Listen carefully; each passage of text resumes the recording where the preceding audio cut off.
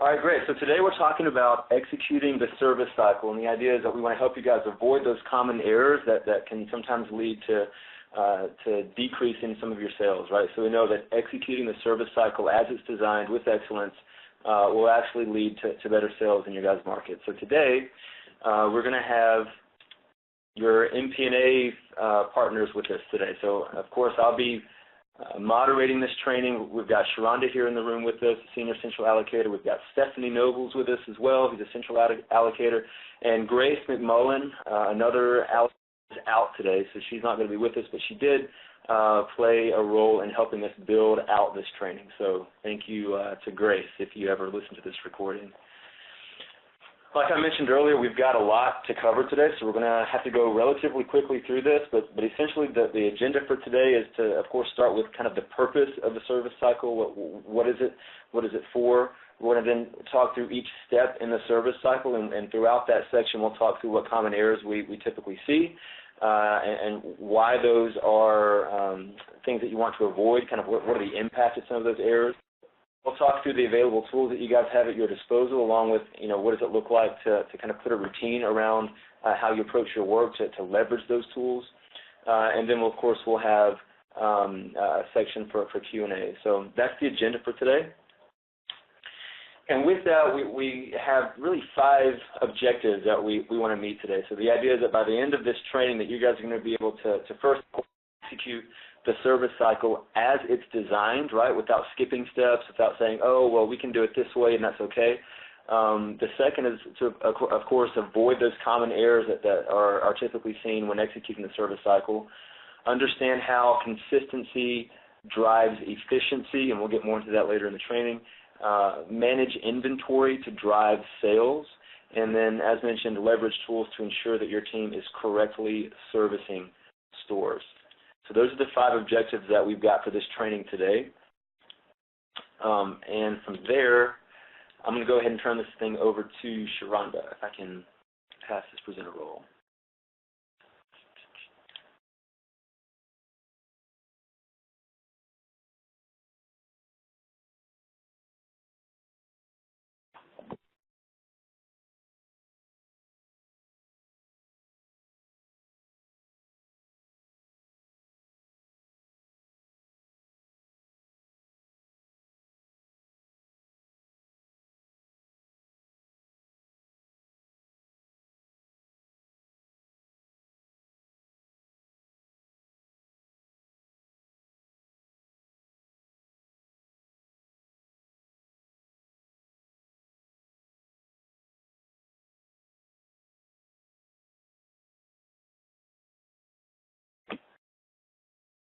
Okay, so we're going to just start off. First of all, how's everyone doing today? Hopefully great. It is Friday. Like I like to say, fabulous Friday. Just going to go ahead and jump into the training. So we're going to talk about the purpose of the service cycle. Why do we require a consistent approach to servicing?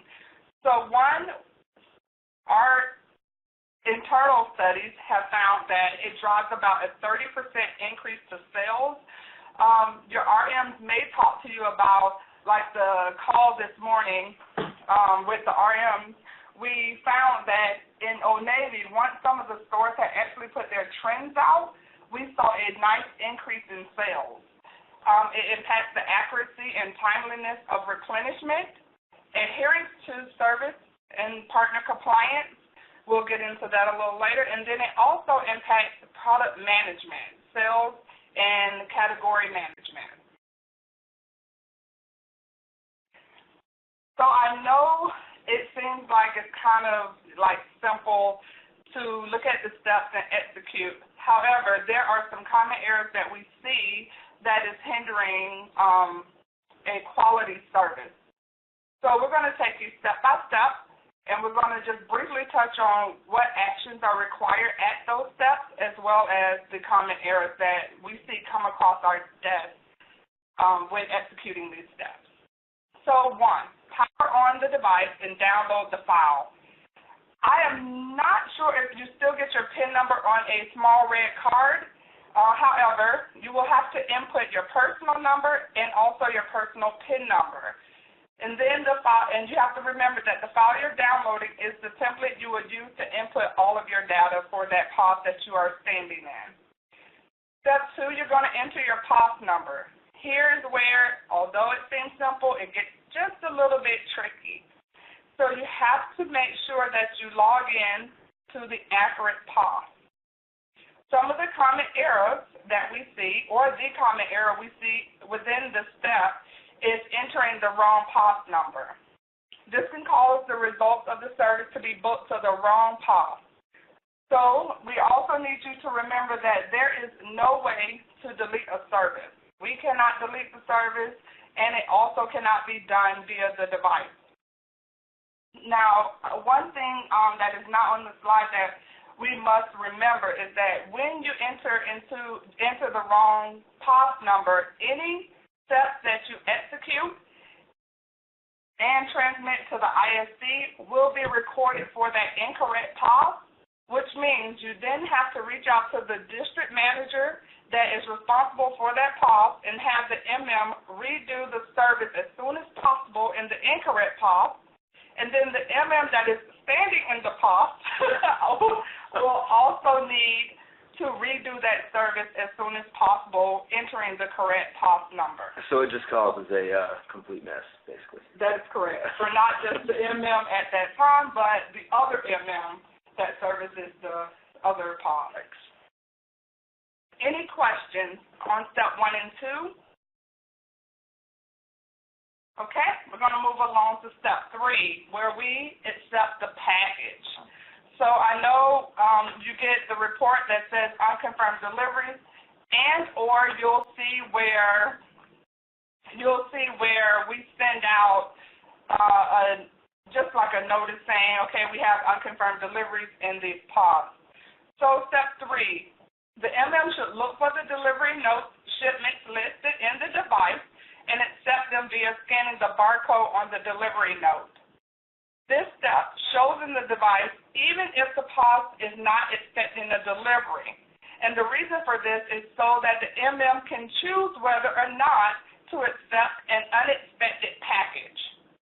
Or even a package that has been misdelivered, the MM can say, you know what, I'm light on my floor, I'm going to accept this package, and this step allows the MM to do that. Not fair to the store that should have received it. However, it is probably very timely in the store that it goes to in most cases. So the common error here is failing to scan all of the delivery notes. So I know this is more common with the Old Navy POS. If a shipment contains multiple packages, all of the delivery notes must be scanned. What we're seeing is that the MM is only scanning one delivery note under the assumption that it's accounting for the multiple packages that have arrived in the POS. It is a very best practice to make sure they scan every delivery note that comes in those parcels. Not scanning these delivery notes will result in the device prompting a missing package message, and the shipment will continue to show unconfirmed on the delivery report.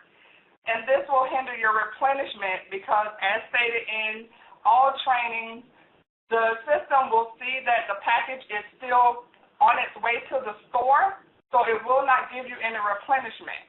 So if the MM has already decorated using that merchandise, the system will still say, okay, this is on its way, and it won't give you what you need as you sell down those contents. Any questions?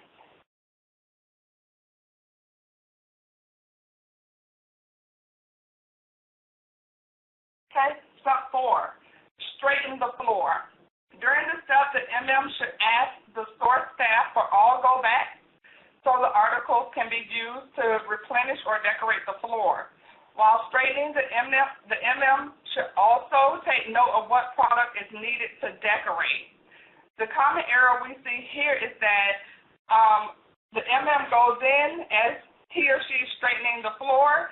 He or she is also moving around articles to fill empty hooks, spreading the fill, and then the MM goes to the back during the decorating step, and he or she has to double touch the product more than once, because what he or she may find is that the product that they needed to fill the hook was in the back. So just to make sure that we're not negatively impacting productivity, we encourage you to let step 4 be step 4, straightening the floor only. Any questions? Hey, now I was just going to chime in if that's okay, because as we were creating this training, I was just thinking about how, I mean, this is a pretty simple thing, right, like you talked about earlier, but I think it's interesting how easy it is, right, to not follow this service cycle like it was designed, right? So I'm just curious if you wanted to chime in on that. I mean, how often do you see that? I mean, you know what I'm saying? How often do you see that this service cycle is not followed the way that you've designed it, or that it's been designed?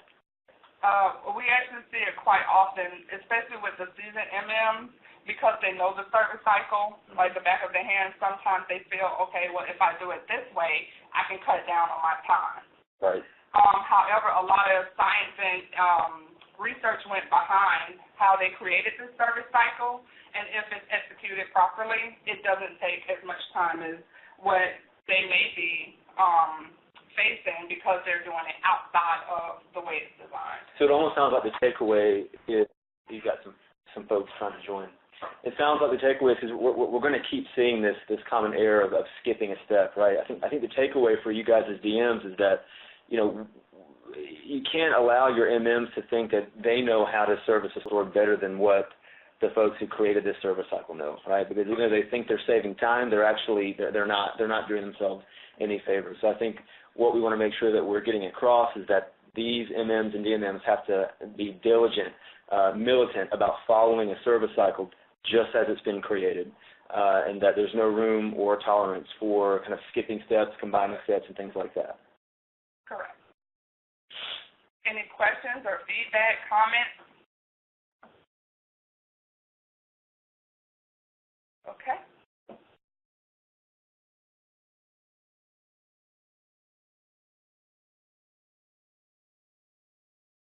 Moving to step 5, you have your quality returns. This step you're going to use to scan out all damages and tarnishes.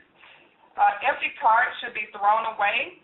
If the MM finds 8 or more empty carts per service, we encourage the DM to partner with the CA so that the store could be flagged and analyzed for stop loss and high returns.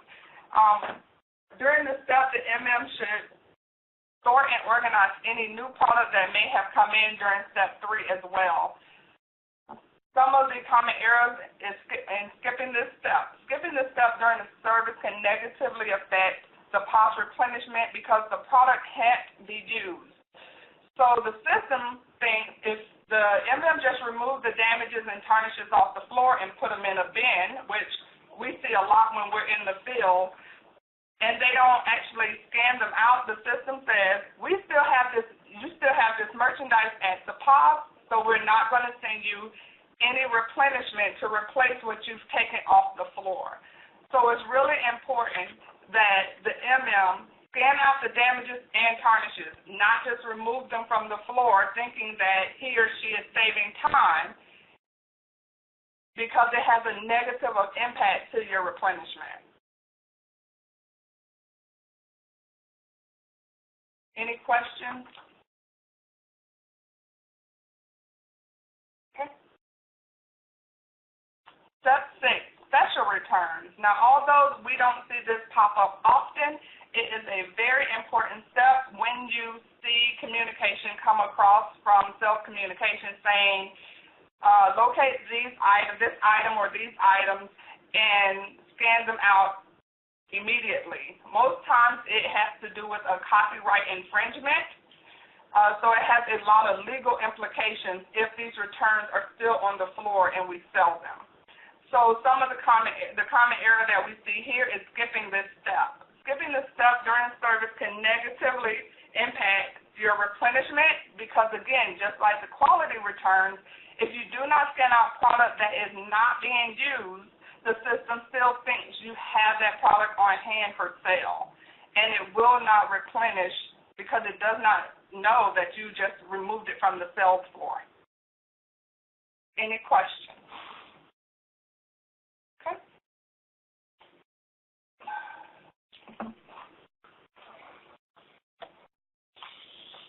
Alrighty, guys, we're halfway there through the service cycle. This is Steph, in case you didn't notice the voice change. So I'm going to go ahead and take over and lead us into step 7, which is conducting an inventory. So taking inventory of the product, this allows us to capture a more accurate account of what's at the store, stock loss, and the return rate. And as you guys know, this step usually coincides with MSS and ESS, so you won't necessarily perform this step as often as you do the others. However, if you do have a high stop loss location and you previously partnered with your central allocator, you may be using this step to conduct a voluntary inventory periodically at your cost. So there are 4 common errors that we see typically associated with this step. The first, as you guys probably know, would be scanning packing units as pieces and vice versa. This is a huge headache because it will lead to inaccurate stock taking results, and then you'll get 300 emails from stock management, which we all love. So it's very important that we are really paying attention to how we're scanning the merchandise during an inventory. Secondly, we have entering into the FSR before you're ready to complete. This removes the prompt from the device, and you will have to partner with your central allocator on how to proceed. Thirdly, we have downloading the file twice in one day using the same number. So I want to stress that you can use multiple MMs to complete an inventory. I know that's a best practice, especially for our larger partners. But we do want to make sure that they are not using the same number, because only one file will be saved if they do so, and all of the other data will be lost. Lastly, completing the inventory before the device prompt. This is also a really big one for us. Just on top of reporting implications, you could also be missing the article removal file. So as we previously stated, since this step does coincide with MSS and ESS, if you do the inventory and you do not have the article removal file loaded, you will have to go back, and in some cases it could be up to 2 weeks before the removal file is loaded. So in that case, you missed 2 weeks of sale. So I know that was quite a lot. Do you guys have any questions on inventory? Jackie, this is Erica. I just had a quick question about the 8 items that we find if they're theft, to report those to the CA. Is it likely then we'll be doing these voluntary inventories at those high theft stores more often? And if so, I mean, how frequently would you say that you would recommend us doing the voluntary inventories at high theft stores? So it typically depends on partners. So if there is an occurrence where you're seeing 8 or more stock loss pieces and it's happening once a week, then we will probably have you do the voluntary stock takings. It really still depends on partner, maybe every 4 weeks instead of waiting every 12. However, if it's just a one-off situation where you just randomly walk into your pods one day, it doesn't happen that often, maybe I'd say once every couple months or so, and it's just a one-off location, we probably will just help you with your next replenishment shipment, and we won't put you on a periodic schedule of voluntary inventories. Does that make sense? Yes, it does. Thank you. Of course. Okay, moving into step 8, which is the decoration phase. So there are 3 things that we would like MMs to keep in mind when they're decorating the fixtures to standard. The first thing is, of course, have a plan. So I'm pretty sure that the MMs are already on top of having their VM and MM info and all of the other 1,000 communications that we send you guys on them. But we really want you to think ahead about what trends and themes need to be moved or condensed. This reduces the number of touches and minimizes the servicing time. We also want you to keep in mind that 6 or more pieces can be displayed on a hook. However, the replenishment system is not always set up to maintain that amount per hook. So we do know that this varies by partner, and it can also vary by season. However, you should be partnering with your CA if you have questions about the standard. Lastly, no hook should ever be left empty. So please, please, please make sure that we are always spreading to fill, even if that means you have 1 piece per hook. Common errors associated with these steps will be the MM overstocking anything over 3 pieces per hook to ensure the correct stock levels are captured. We have that skipped a lot, so we really want to make sure that you are increasing your hook density to standard and that you are always overstocking what's not on the floor. Lastly, decorating too early in the service cycle. So Sharonda spoke on this early. A lot of times we see step 8 actually being performed in step 4. So we really want to make sure that we're doing step 8 when it is presented in the service cycle. That way we can ensure that all packages have been received, you've sorted and cleared your merchandise appropriately, and that you've already performed your returns.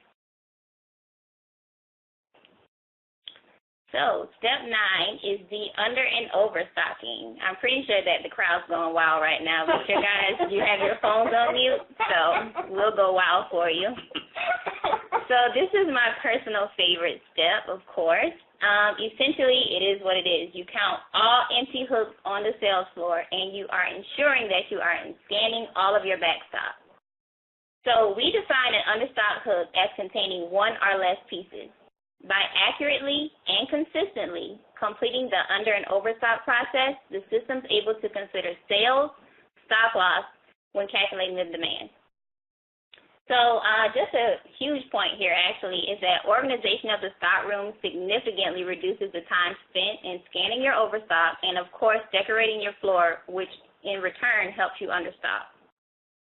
So 3 errors that we typically see associated with this step would be to only understock and avoid scanning your backstop. So, of course, we all know that overstock is tedious, especially when a POS has excess merchandise. Typically, we see more so in Old Navy. But it's a critical, very critical component to the replenishment process. So if your backstop is not being scanned, that means the system is not accounting for your backstop, which in return means you will receive more merchandise in replenishment and in return end up with even more overstock. So we really want to make sure that we are scanning our backstop every single time that we service. Simultaneous over and under is another common area. This results in the product being missed from sales and negatively impacts your merchandise management KPIs. Lastly is kind of a mouthful, but we honestly see it a lot in the field. So understocking according to pieces, not styles. So if you have a duplicate style across several hooks and there are more than 2 pieces on each of those hooks, then they won't be considered an empty hook since there isn't 1 or less left on the hook.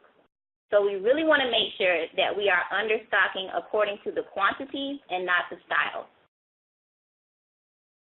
Are there any questions on the under and overstocking process? Or do you guys have anything that you would like to add? Hey, Stephanie, it's Sean. Erica. Sorry. Go ahead, Sean. Thanks. I've had an issue come up where merchandisers that have a lot of POS in one day, their scanners are dying. And so when they get to the last store that day, they may still have an under and overstock to complete, but they have no way to scan their backstock. Should we still have them complete an understock in that situation or skip that altogether? Well, we really want to avoid skipping it. Maybe we can partner with Michael to figure out if there's something else that we can do to ensure that the battery life on your scanners are lasting. I think we should bubble that up through IT. Okay. I mean, can't they just, I mean, are they not out there charging their, I mean, they just charge the phone to and from POS, right? I mean. Are they able to? No, it's not that simple. Yeah. Okay. In that case, Sean, you can also utilize the manual under and over form, and that is out on the MPNA page. So if the MM cannot complete it using the device, he or she needs to submit a manual over and understocking form. And you just Hey, Sharonda. Just send that to the CA. Yes. I was just gonna ask about that. If their scanner is malfunctioning, but they can input the under in their device, would you input the under in the device but then send over the manual for over, or do they need to just do under and over on the manual since they can't scan their over? Go ahead and have them do their under and over on the manual sheet. Okay. Because Yeah, because if it transmits the understock and then I go in and I only put overstock manually, it's going to override what the MM did. Okay, that makes sense. I was literally going to email you guys today and ask you that question, so that's awesome. Thank you. All right, Fabulous Friday, one less email. You guys, is this happening quite often? To be honest with you, we're having a lot of issues with the scanners right now. So it is starting to become an issue, yeah. I have 3 mm, 2 scanners don't currently work. And that's a lot when I only own 15 mm. Great feedback. Thanks, guys. Okay, step 10, pretty self-explanatory here. Ordering your service articles. A common error that we really see here would be that you guys kind of contact the central allocators to assist with service articles. Unfortunately, we are unable to assist you with these articles. So please contact Mallory for all of your service article needs. I have a question about service articles. Sure. Hello? Hey, it's Christy. Why does it change? Like, it seems like 1 week it's there, what we need, and the next week it changes and it's missing certain items. So and then there's a lot of things on there that we have no idea what they are.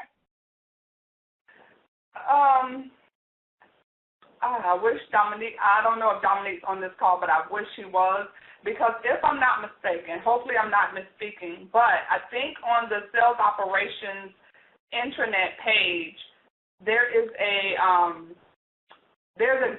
like a little one-pager that shows what the article is and then the actual number for ordering it. So that may help you figure out what article number or service article number corresponds to what service article. Outside of that, we really don't know why anything changes. Service articles in general are out of our scope of responsibility. Like, we don't even have information on it. Chrissy, are you seeing the article numbers change or the availability of the articles? The availability. So I think that's more so tied to Mallory. One thing that we should keep in mind is it is a distribution center, so they're constantly receiving product in and shipping it out. So it could just be you're seeing a lapse in when the product's being received and when it's available. So I would just continue to check back, and if you see it last maybe over a few services, then you could reach out to Mallory. Okay, thanks. Sure. I have a question. This is Erica again. I've got a question about the inventory. Just because it's live, actually, I've been texting with my MM right now. Her device stopped in the middle of her inventory and restarted, and now all of her information is lost from the inventory. So I advised her, and she can't pick back up the inventory. I haven't talked to her physically, but that's what she's been communicating with me so far. She's unable to complete the inventory. So I told her to do a partial and pick up the inventory, like go back on her full service next week to see what's going to be happening. But how do we know if what is in what she scanned so far is in fact there? Should she wait to her next service till she checks to see if it's in there? What does she do? What should I communicate to you all if that happens? Because it has been happening. Okay. We can check to see if services have been completed and what happened in that service, but we can only see them 24 hours after they're done.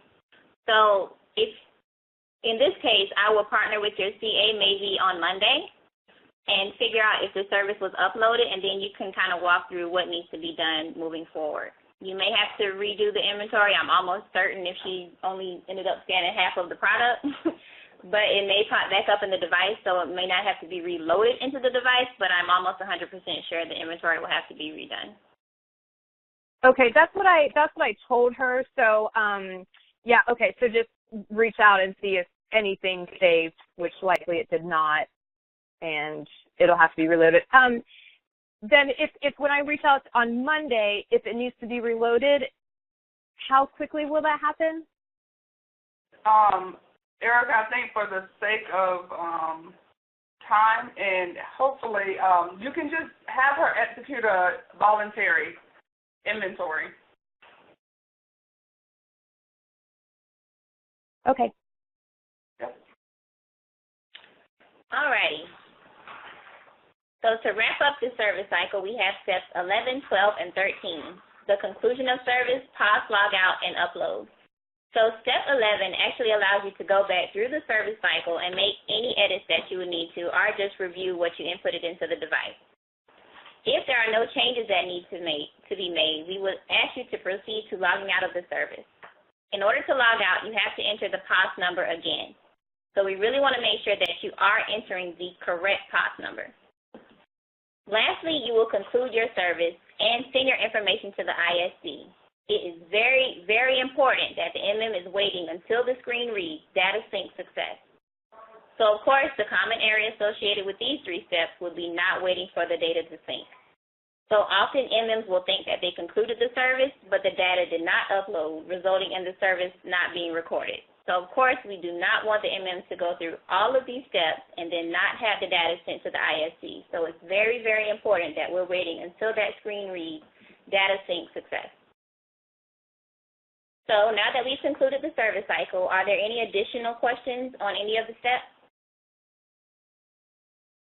Okay. Hi, this is Cindy, and I just, going back to those FSRs, I just looked back on my crew notes, and I think that this has happened several times where the scanner stopped working. I think maybe we can partner with some of the DMMs that have troubleshooted this and maybe get something out on FAQs for that, hopefully, to resolve that issue. Okay. Cindy, if they do have some best practices or some troubleshooting tips that they found to work, could you also copy the MPNA team so we also have that information? Yeah, okay, great. There's a group crew, so I don't know the details myself, but I will try to reach out to them and get that information, of course. Thank you so much. Sharing is caring. Okay. Cindy, this is Suna, but you are also sending this information to Dominic and Michael so that we can put it in the FAQs, correct? Yeah, I have to investigate it, but yes, that would be my first step. So, yes, I will. Okay, thank you. All righty, so let's roll into the available tools that you guys have in order to identify service issues. So number 1, I think this is what you guys use the most, honestly, would be the Ops Weekly dashboard. It's sent out weekly by finance, and they've added the Service Compliance tab. So this allows you to view pretty much servicing, I would say, the last 4 weeks by POS. So you can see your compliance rate by POS, your MM rate, and so on and so forth there. A more detailed look into your POS would be the SSM report. It's generated monthly by the 15th of each month, so it's kind of a back look. However, it gives you a bit more insight into your service frequency and your service quality. So you really want to make sure that you're staying on top of this report because this rolls directly into a lot of your other KPIs. Thirdly, we have the SQP report, which is generated weekly but only within the sale period. So this would be a good report to use just to make sure that your POS are completing their article removals and inventories on time and that they're setting sale within the specified time period. And fourth, we have my personal favorite, which would be the Stop Deviation tab, which is in the SOPOS dashboard. And this is available on demand, so you always have this accessible when you're going on your POS visits. This will allow you to pull the latest and greatest under and overstock recording for each location, and that way you can make sure when you're walking in that if she understocks half a panel of sterling, that she's missing half a panel of sterling. Lastly, we have the under overstocking simultaneously report, which is generated monthly during the first week. So this would be a good report to use to kind of pinpoint which locations may have servicing issues that you kind of want to go back through and review with your MMs and DMMs. Are there any tools that you guys use that we did not include that you'd like to speak on briefly? No?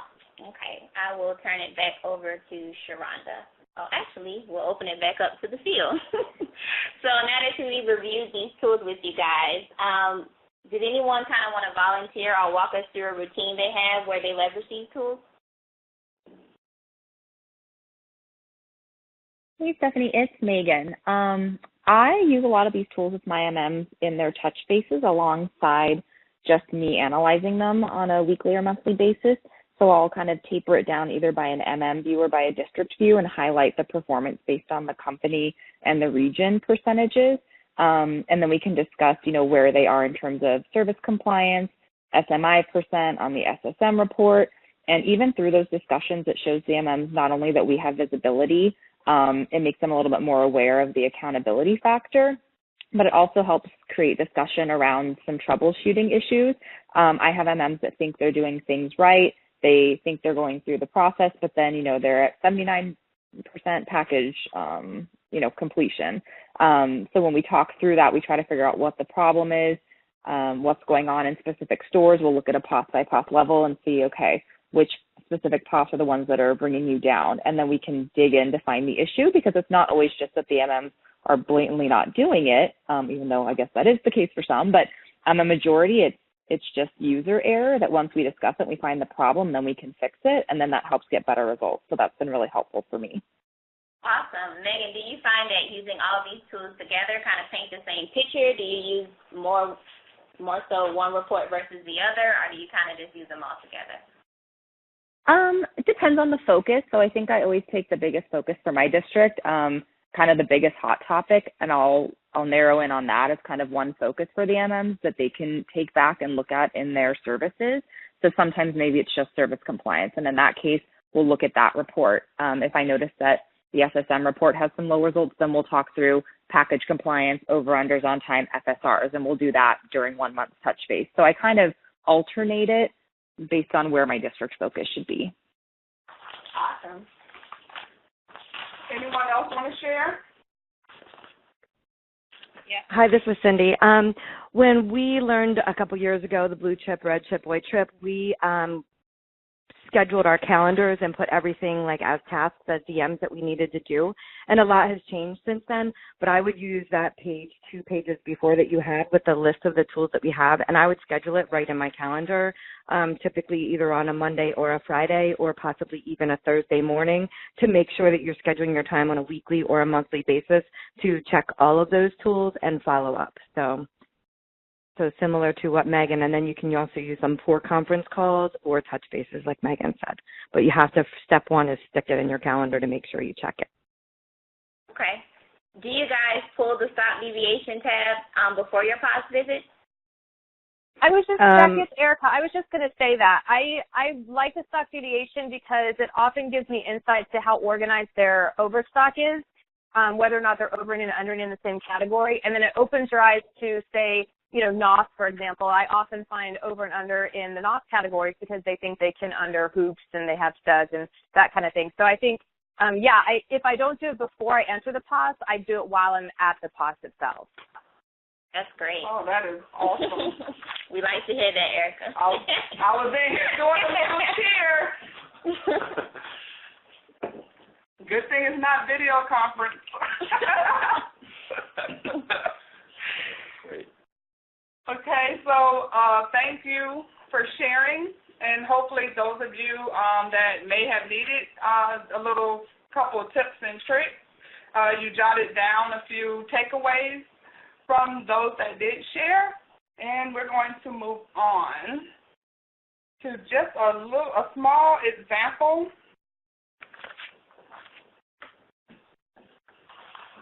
Yeah, sometimes it takes you 16 clicks to get it. Right. Oh, thank you. There we go. So it was hard for us to decide what we were going to put on this slide just to show you how executing a service drives sales or can impact sales. So I think everyone is pretty much seeing not this format, but we're receiving the trend sell-through report. And what we're seeing is when the MM is servicing, putting out the product as it arrives, we get a nice uptick in sales because of the trend sales. So here we showed an example where we have stores that did not put out the trends. So we have 136 POS that are without trend sales in this example, and what we found is that it is costing us a potential loss of $30,000 in sales. And we know for our small partners, or should I say our small volume partners, CVS, Famous Footwear, Off-Broadway, we need every dollar to make sure that we are hitting our average weekly sales budget. Any questions? Yeah, and I think I just want to chime in to say, I mean, this slide right here, that this is the whole reason why we're doing this, right? Yeah. The whole point of having an excellent service, you know, that's done according to the service cycle, is so that we have the sales that we need, right, to make as much money as we can as a business, right? So I think it's just important to keep that in mind. I think it's probably easy to get out there and have your MMs and DMMs do a service cycle, you know, how the service cycle was designed, just to that end. But there's actually a bigger reason, right? So I think it's important that you keep that in mind and even communicate that out to your MMs, right? To say, no, there's a reason why we want you to follow this service cycle the way that we're telling you to. It's not just to do what we say, right? It's to drive sales. Correct.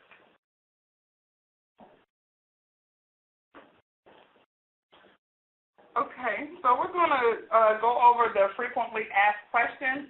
We're also going to address questions that we received from the field, so we'll just go right into it.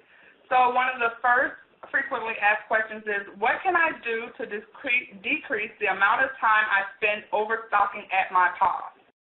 We get this a lot. So in POS with excessive merchandise, 6 pieces per hook should be the temporary standard until all of the excess merchandise is sold down. This will reduce the time spent in overstocking because the product will be on the floor and hopefully sell down.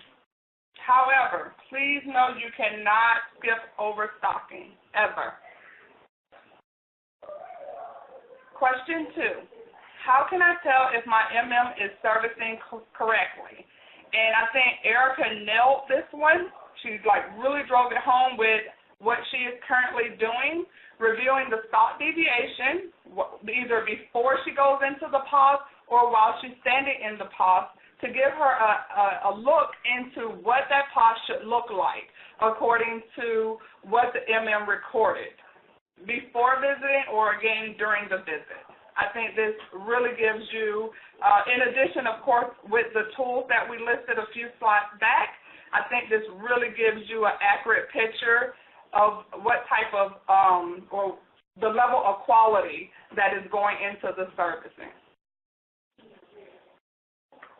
Okay, so why isn't my replenishment sufficient? So prior to reaching out to your central allocator, we do ask that you check the stock deviation for service quality and the MM schedule to ensure that they're servicing on time and that the replenishment is generating what's needed. If you find that your replenishment is consistently not generating the need, then please partner with your central allocator so we can figure out what may be happening in the background. Lastly, what do I do if my package cannot be located? So this is a new process for us, so we would ask that you please kind of notate this. Your central allocator will not be able to generate a replacement shipment. If you are unable to locate your shipment after partnering with Mallory, then please reach out to stock management and loop your central allocator in to have the shipment deleted. The system will replenish at your next calculation. Are there any questions about that? Okay, so we'll move on to some questions that we received after we kind of put this together. There are more Old Navy specific, I believe, so I'll just go ahead and take the cake on this one. So what are we under overing per partner?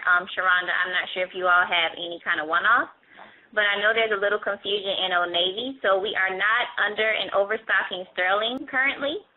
We are manually monitoring the new concept, and there is no replenishment on the old concept.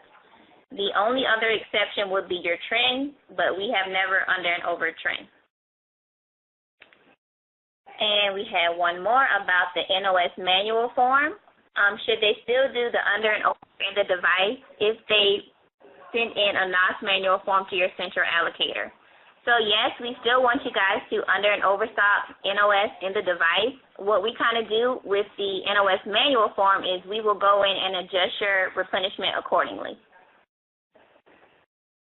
So we're not really sending you additional product with the manual forms. We're just kind of steering what replenishment you are already scheduled to receive based on your under and over. Does that make sense? Yes. Okay. Were there any other questions?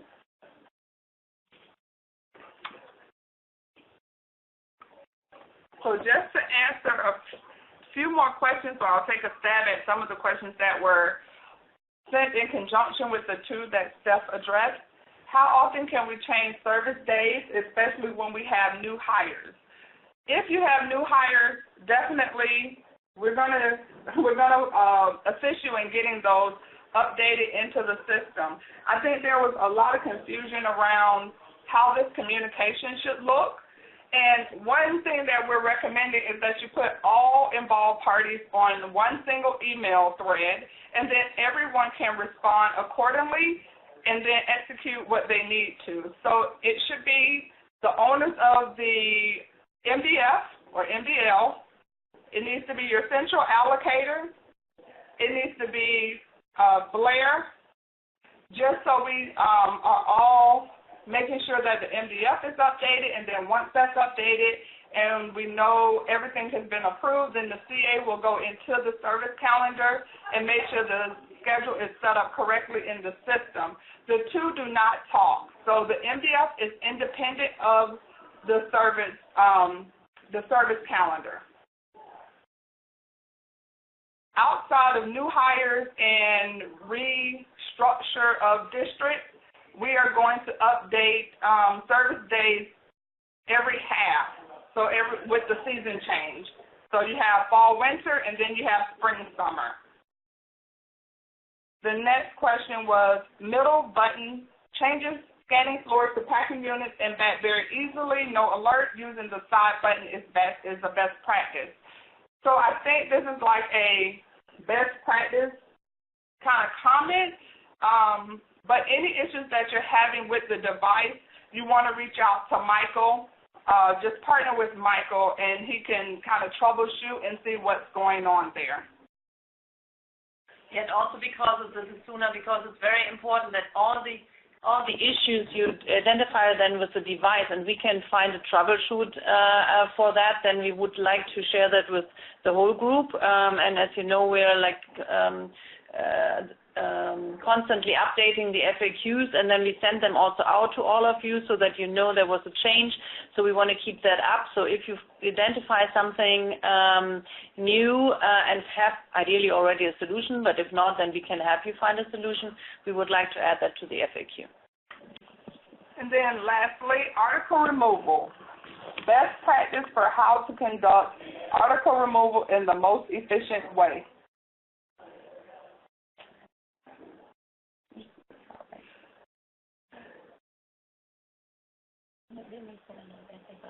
I think so. So you should have received the FSR best practice, and I think if we're talking article removal independent of the FSR, the best practice is always to execute it every service. Do not wait until you get 200. Like, don't use 200 as a quantity or a benchmark for when you want to execute. If it's 5 on there when you service on Monday of this week, try to find those 5, get them scanned out so you can get fresh merchandise to flow in your replenishment. And then next week, whatever shows up, go ahead and also execute it. What we did as the business partner team, we had worked on streamlining the article removal process because we did note that a lot of times MMs are looking for a few articles and it's wasting time. So what we have asked, and you also should have received the article removal optimization communication, what we did, we partnered with purchasing on is maybe not every week putting new articles in the article removal file, but maybe monthly. You know, when it comes to like the slow sellers, only look at that monthly so you're not spending so much time during your service cycles looking for just 1 and 2 pieces. So hopefully you have seen that already implemented, and you can definitely give any feedback that if you don't see it, if you still see like onesie, twosies trickling in, just let me know or your CA know, and we can, you know, just circle back to make sure all parties that that impact that step, we can definitely reach out to them to see when the new process will be implemented. Are there any other questions, comments, feedback?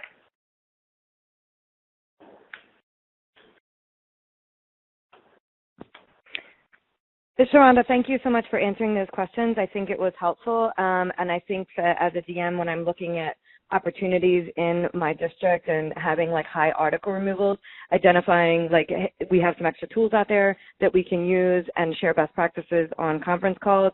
And probably it's important to take a lot of the information that we learned today and take it back to our conference calls with our MMs to make sure that, you know, we're following up and making sure that they're doing the correct thing. So although I know the service cycle very well, I think I heard, you know, quite a few things today that really was helpful and impactful. So thank you so much for sharing that.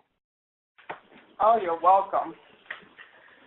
That's awesome, guys. Well, I appreciate that you guys got on the call today to talk through this. I mean, I think we've said this a couple of times now, but even though this is something that you guys are all aware of and you know how to do a service, I think it's important that we talk through, you know, some of the challenges or obstacles that have been kind of cropping up over the last, you know, months or so in terms of performing a service in the right way, right? So we've talked then about how that service cycle is designed for a reason, right? There's a lot of sort of science, research, and rigor that went into creating that service cycle. You know, we've talked through each step, what common errors we typically see, and especially how important it is that we don't allow MMs or DMMs to skip certain steps or combine certain steps, right, that they follow it just as it was designed. We also talked through, you know, 5 different tools that you guys can use and of course, routines that you guys can create to make sure that you're leveraging those tools consistently. And then we talked also, of course, about how the reason for this service cycle and doing an excellent service is to make sure that your POS are making as much money as they possibly can for the business, right? So that's kind of the whole idea.